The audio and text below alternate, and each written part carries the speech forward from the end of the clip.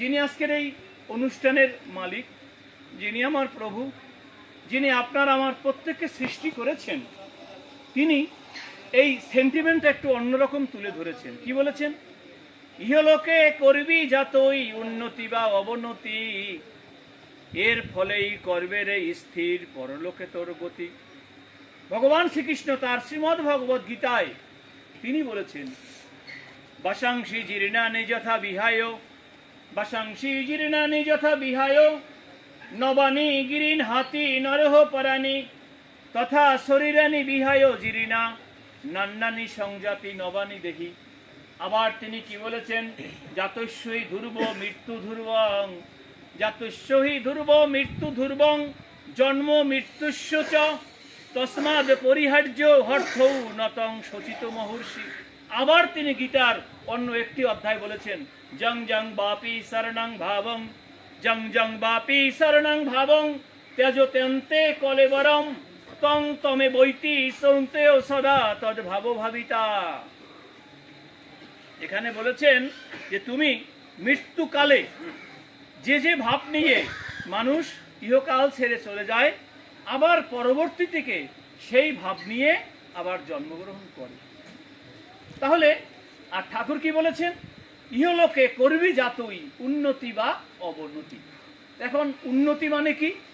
আমরা ভাবি আমি একটি ভালো বাড়ি করেছি, আমি ভাবি আমি একটা পোস্টে অধিষ্ঠিত হয়েছি, আমি একজন ডক্টর হয়েছি, আমি একজন ইঞ্জিনিয়ার হয়েছি, আমি একটা বড় পদে অধিষ্ঠিত হয়েছি।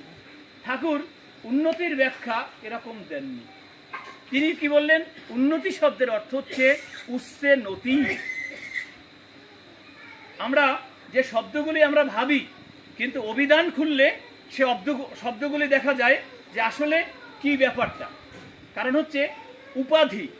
আমি একজন ডাক্তার, আমি একজন ব্যারিস্টার, আমি একজন ইঞ্জিনিয়ার, আমি একজন এলজিডিতে চাকরি করি, আমি হেভি র্যাঙ্কের একজন মানুষ, আমি কোটিপতি। এইটাকে এটা হলো উপাধি। ঠাকুর বলছেন এই উপাধি শব্দের অর্থ কি? ঠাকুর উপাধি তো পদমর্যাদা। আমরা বাংলা একাডেমির ডিরেকশন খুলে আমরা দেখি যে সেখানে হচ্ছে উপাধি পদমর্যাদা। আর ঠাকুর বললেন উপাধি মানে হচ্ছে বেধি। কারণ এই পোস্ট যখন আমরা পাই তখন আমরা আমাদের জীবনে প্রভুর কথা ভুলে যাই। আমরা তো একবারও বুঝি না যে তিনি যে আমায় সৃষ্টি করেছেন এই পদে। আজকে যে আমি ডাক্তার হলাম, আজকে আমি ইঞ্জিনিয়ার হলাম, আজকে আমি বড় ব্যবসায়ী হলাম, আজকে আমি একটি পদে অধিষ্ঠিত হয়েছি, এটি কার জন্য? এটি তো আমার প্রভুর জন্য। কারণ আমি যদি ভাবি যে আমি করি, আমি যদি ভাবি আমার জন্য হয়েছে, ভগবান এখানে দুঃখ পেয়েছেন। কি বলছেন? এতদিন ভেবেছিলাম সবই আমার আমার, এতদিন ভেবেছিলাম সবই আমার আমার, আর এখন দেখি সবকিছুই যে তোমারই খামার। তুমি যা করাও তাই তো আমি করি, তুমি তো আমার সেই দয়াময় হরি। তুমি দিয়েছিলে বলে সবই আমি পাই, তুমি দিয়েছিলে বলে সবই আমি পাই, আমার বলতে এ জগতে আর তো কিছু নাই। যখন আপনি ভক্ত, তাই ভাগবত বলছি কি? ভাগবত বলছে ভক্ত 5 রকম: শান্ত ভক্ত, দাস্য ভক্ত, সখ্য ভক্ত, বাৎসল্য ভক্ত, আর হচ্ছে মাধুর্য ভক্ত। তাই ভক্তের বিভিন্ন ক্যাটাগরি রয়েছে, এটা থাকবেই আমাদের সমাজে। কিন্তু আসলে যে ভক্ত চিন্তা করে যে হ্যাঁ আমি অনেক বড় পোস্টে অধিষ্ঠিত, কিন্তু এটা তিনিই হচ্ছেন আমার জীবনের মালিক।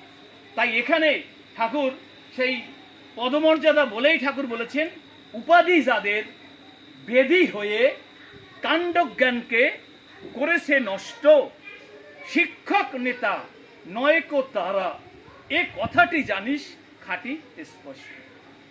কি বলেছে? উপাধি যাদের বেধি হয়ে, উপাধি যাদের বেধি হয়ে কাণ্ডজ্ঞানকে করেছে নষ্ট, শিক্ষক নেতা নয়কো তারা, এ কথাটি খাঁটি স্পষ্ট। তাহলে উপাধি যখন আমার জীবনে বেধি হয়েছে, একটা ছেলে বা মেয়ে যখন ডাক্তারি পড়তে যায়, তাকে জিজ্ঞাসা করেছিলাম যে তুমি যে ডাক্তারি পড়তে চাও, কেন পড়তে চাও? তখন সে বলে যে আমি সেবার জন্য পড়তে যাই। একটি মানুষ যখন অসুবিধায় পড়ে আমার কাছে আসবে, আমি তাকে সার্ভিস দেব, আমি তাকে সেবা দেব। এই কথা কিন্তু সে কিন্তু বলছে যে তার পড়াশোনার সময়, কিন্তু যেই চান্স পেয়েছে ঠাকুরের দয়ায়, সরকারিভাবে চান্স হয়েছে, বেশি টাকাও তার খরচ হয় নাই, সে এবার ডাক্তার হয়ে গেছে, সে FCPS করেছে। আমি বুদ্ধি করে একদিন এক রুগীকে পাঠিয়ে দিয়েছি তার কাছে, তার ফি হচ্ছে 600 টাকা, আমি ওই রুগীকে দিয়ে 200 টাকা দিয়ে পাঠিয়েছি। আর বলেছি তোমার এই মোবাইলটা তুমি রেকর্ড করে রাখো মনি, রেকর্ড করে রাখবে, এ কি কি বলবে সেটা তুমি আমায় শোনাবে। কারণ সে যে 9 বছর আগে আমাকে বলেছে যে আমি ডাক্তার হতে চাই এই জন্য যে আমি রুগীকে সুস্থ করতে চাই, তারা যেন আমার শুশ্রূষায়, আমার সেবায় তারা যেন ভালো লাইফ লিড করতে পারে, তারা যেন ভালোভাবে বাঁচতে পারে। তো এই কথাটা সে কতটুকু মানে, ডাক্তারকে দেখাতে গিয়েছি, 500 টাকা 600 টাকা ফি দিয়েছি, এটা সবাই করে। 1000 টাকা ফি হলে ডাক্তারবাবুকে জিজ্ঞাসা করে ডাক্তারবাবু কত ফি, সে বলে 1000 দিয়ে চলে আসে, 1500 ফি দিয়ে চলে আসে। কিন্তু কম ফি দিলে, জয়গুরু জয়গুরু, কম কেন? হ্যাঁ, কম ফি দিলে তার সেন্টিমেন্ট কেমন হয় দেখি। তাহলে সে তো আমাদের সৎসঙ্গী, তার তো আর মনে নাই যে আসলে ব্যাপারটা সে কি করে। তাই লক্ষ্য দিয়ে পাঠিয়ে দিয়েছি, আর রেকর্ডারটাও সঙ্গে পাঠিয়ে দিয়েছি। ওর তো আছে মোবাইল, আমারটাও দিছি, দুইটা একসঙ্গে পাঠিয়ে দিছি। এবার ডাক্তার দেখিয়েছে, সে চর্ম এবং যৌন রোগের ডাক্তার, সবকিছু কথাবার্তা হয়েছে। 500 টাকা ফি, 500 টাকা ফি। সেই মেয়েটা করছে 200 টাকা দিছে। যেই 200 টাকা দিছে, এখন তার তো সেন্টিমেন্ট আলাদা হয়ে গেছে। সে বলছে 200 টাকা কেন? বলছে যে আমার তো একটা অসুবিধা, টাকা নাই, আমি তার ম্যানেজ করতে পারলাম না। টাকা নাই তো এখানে কেন এসছো? বলছে টাকা নাই তো এখানে কেন এসছো? এজন্য তো সরকারি হসপিটাল আছে, এটা তো রংপুরের কথা বলছি। সরকারি হসপিটালে 10 টাকা ফি দিয়ে ডাক্তার দেখানো যায়। তা সে বলে বসছে যে 10 টাকা ফি দিয়ে তো সরকারিভাবে তুমি ডাক্তারকে দেখাতে পারবে, এখানে কেন? এখানে তো প্রাইভেট। ঠিক আছে, তো বলছে যে ঠিক আছে, যাই হোক আমার ভুল হয়ে গেছে। তাহলে আপনি যখন দুঃখ পেয়েছেন, আপনার প্রেসক্রিপশন আপনি নিয়ে নেন, আসলে তো রোগ নাই তার কিছু, আপনার প্রেসক্রিপশনও নেন, আর আমি আপনার টাইম লস করেছি, এর 200 টাকাটা আপনি নেন। বলছে কিছু লাগবে না, যান আপনি তাড়াতাড়ি বের হন, নেক্সট। ঠিক আছে, চলে আসছে আমার কাছে। পরে আবার রাত্রবেলা সে যখন বসছে, তখন তাকে বলেছিলাম এই মেয়েটার নাম, যে নাম সেই নামে একজন মা আছেন এখানে, সেইটা বললে সে বলবে আমারে বুঝি বলছে। বলতেও তো অসুবিধা, বলতেও ভয় করে, তাই বললাম না। তো আমি ফোন দিয়ে বললাম যে তুমি আমায় বলেছিলে না যে সার্ভিসের কথা তুমি আমায় বলেছিলে, দাদা সৎসঙ্গ হলে এই মাসব্যাপী আমার জন্য প্রার্থনা করবেন। তো প্রত্যেকটি সৎসঙ্গে তুমি যেন সরকারিভাবে চান্স পাও, এই জন্য আমি প্রভুর কাছে প্রার্থনা করেছিলাম। তুমি সেই রঙের মেয়ে নও। অনেককে দেখবেন লাইফে সব গোল্ডেন, কিন্তু চান্স হয় না। অনেককে দেখা গেছে কি নর্মাল রেজাল্ট, তাই দিয়েও চান্স হয়। কি দাদারা, হয় না? এর কারণটা কি? কারণ হচ্ছে একটা হচ্ছে ডিভাইন ক্যালকুলেশন, আর একটা হচ্ছে হিউম্যান ক্যালকুলেশন। ডিভাইন ক্যালকুলেশন হচ্ছে দেবত্ব হিসাব, আর হিউম্যান ক্যালকুলেশন হচ্ছে লৌকিক হিসাব। তাহলে এই যে ভক্তজনের সমাগম, আমার সদ্য শান্তিদা একটি গান করেছে, ভক্ত সঙ্গের কথা বলেছে। গৌরাঙ্গ দাসে তো ভক্ত প্রবর মানুষ, তিনি এসেছেন। এই ভক্ত সঙ্গ করলে কি হয়?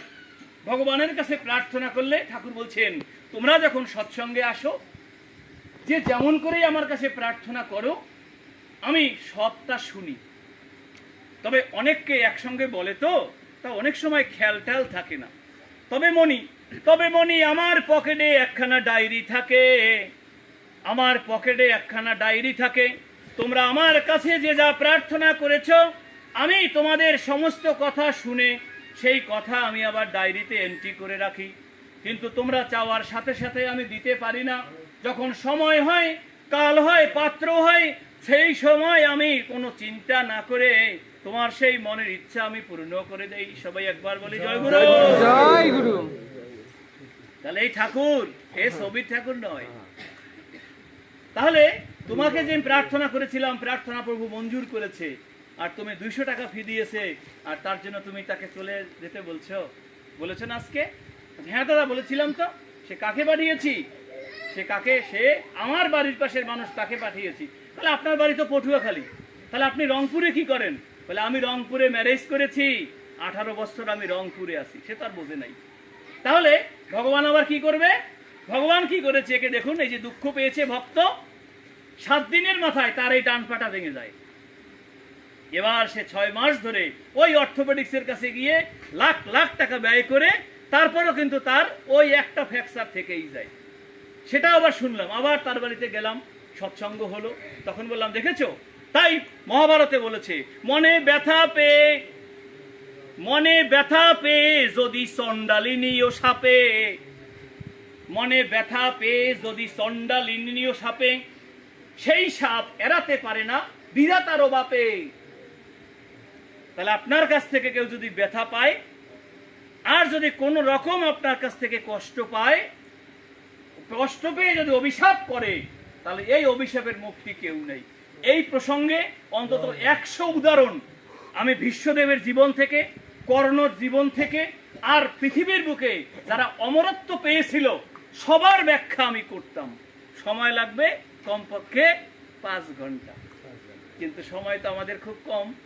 তো যাই হোক, তাহলে এই যে প্রতিনিয়ত আমরা ভুল করি, আমরা কথা দিয়ে কথা রাখি না, এই যুগে ঠাকুরের জীবনে সবচেয়ে বড় পাপ ঠাকুর বলেছেন যারা কথা দিয়ে কথার খেলাপ করে। এটা হচ্ছে গো বিটুইন হচ্ছে দ্বন্দ্ববৃত্তি। কোন এক কারণে কোন এক প্রসঙ্গে তুমি কাউকে কথা দিয়েছো, কিন্তু তুমি সেই কথা পালন করলে না কোনো কারণে, ঠাকুর বলেছেন তুমি জীবনে মহা অপরাধ করেছো। তাহলে অপরাধ আমরা কেন করি, ভুল কেন করি? কারণ আপনি আমি প্রত্যেকেই তো মায়ের গর্ভ থেকে আসি, বাবা এবং মায়ের সংস্পর্শে আপনি আমি কিন্তু সন্তান হিসাবে এই জগতে আসছি। ওই শুক্রাণু আর ডিম্বাণু মিলিত হয়ে আমরা জাইগোট তৈরি হচ্ছি। তাহলে কেন আমাদের এরকমটা হয়? কেউ টাকা নেই কিন্তু ভক্ত সঙ্গ করতে হাজার হাজার টাকা খরচ করে, কারোর পকেটে অনেক টাকা থাকে কিন্তু সে খরচা করতে পারে না। কারণ কি? ওই বাবা এতই কৃপণ ছিল, পয়সা অনেক আছে, খরচা করতে পারবে না। কিন্তু দেখা গেছে কি মায়ের এত ভালো গুণ, পয়সা নাই তার, এক রিক্সাওয়ালা একটা সৎসঙ্গের আয়োজন করে ৯৬,০০০ টাকা খরচ করেছে। একটা রিক্সাওয়ালা আমাকে ফোন দিয়েছে ১.৫ মাস আগে, সৎসঙ্গের আয়োজন দেখে আমি বললাম ভাই কয়জনে মিলে করতেছে? দাদা আপনার আশীর্বাদে আমি একা ভগবানের কৃপায় আয়োজন করেছি। অনুষ্ঠানের ব্যয়ভারের পরের দিন জিজ্ঞাসা করেছি ভাই কত কি খরচা হলো? সে বলেছে ৯৬,০০০ প্লাস। সে একটা রিক্সাওয়ালা, দেখেছেন? তাহলে কি করে হয়? কারণ ইষ্ট প্রাণতা থাকলে হয়। তাহলে আমাদের ঘরের মায়েরা, ঠাকুর বলছেন যেই পরিবারের মা যেমন সেই পরিবারের সন্তানও হয় তেমন।